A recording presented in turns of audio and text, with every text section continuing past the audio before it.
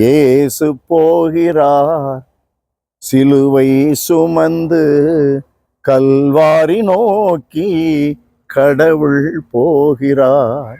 எந்தன் பாவம் மரமானது இயேசுவையே கொலை செய்தது. எந்தன் பாவம் மரமானது இயேசுவையே கொலை செய்தது.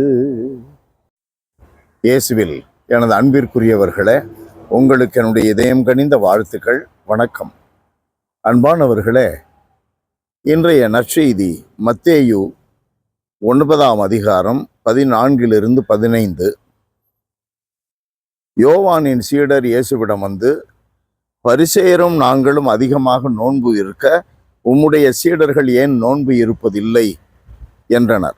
அதற்கு இயேசு அவர்களை நோக்கி, மணமகன் தங்களோடு இருக்கும் வரை மண விருந்தினர்கள் துக்கம் கொண்டாட முடியுமா? மணமகன் அவர்களை விட்டு பிரிய வேண்டிய காலம் வரும், அப்போது அவர்களும் நோன்பு இருப்பார்கள். அன்பிற்குரியவர்களே, ஆண்டவர் இயேசுவை விட்டு நாம் பிரிந்த கால நேரங்கள் நிறையவே உண்டு.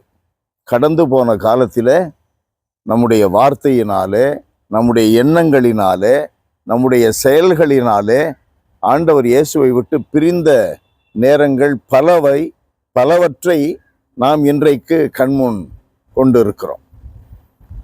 நம்முடைய பாவங்கள் நமக்கு தெரியும். 51வது திருப்பாடலிலே வாசிப்பதை போல, ஆண்டவரே, என்னுடைய பாவங்கள் என் கண்முன் நிற்கின்றன இல்லையா? அந்த பாவங்களுக்கு, ஆண்டவரை விட்டு பிரிந்த அந்த காலங்களுக்கு பரிகாரம் செய்ய வேண்டிய காலம் இது. நோன்பு இருக்க வேண்டிய காலம் இது.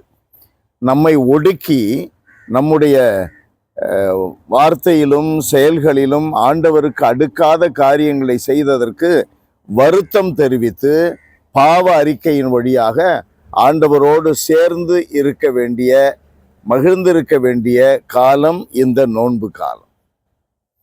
நோன்பு இருக்க வேண்டுமா என்ற கேள்விக்கு பதில் என்ன? பரிகாரம் செய்ய வேண்டும்.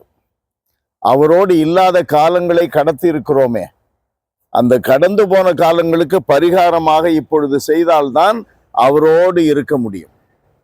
மன விருந்தினர்கள் மணமகனோடு இருக்க முடியும். பாவம் செய்தால் இந்த மணமகன் இயேசுவோடு நாம் இருக்க முடியாது இல்லையா? செய்த பாவங்களுக்கு பரிகாரம் செய்ய வேண்டிய காலம் இது. அறச்செயல்கள் செய்ய வேண்டிய காலம் இது. நிறைய ஜெபித்து நம்மை கடவுளிடம் தூய்மையான பலியாக ஒப்பு கொடுக்க வேண்டிய காலம் இது. அன்பு நிறைந்த எங்கள் இறைவா, உம்மை போற்றி புகழுகிறோம்.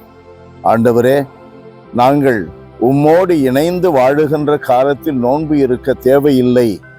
ஆனால் நாங்கள் உம்மோடு இணைந்து இல்லாத கடந்து போன காலங்களையெல்லாம் நினைத்து நாங்கள் வருந்துகிறோம். அவைகளுக்காக பரிகாரம் செய்ய நீர் அருமையான ஒரு அருளின் காலத்தை இப்பொழுது கொடுத்திருக்கிறீர். நோன்பு இருந்து பரிகாரம் செய்து உம்மோடு இணைந்து மகிழ்ந்து வாழ எங்களுக்கு ஒரு வாய்ப்பை கொடுத்திருக்கிறீர். இந்த வாய்ப்பை நல்ல முறையில் பயன்படுத்தி கொள்ள எங்களுக்கு அருள் தருவீராக. இயேசுவின் நாமத்தில் ஜெபிக்கிறோம் பிதாவே. ஆமென், ஆமென்.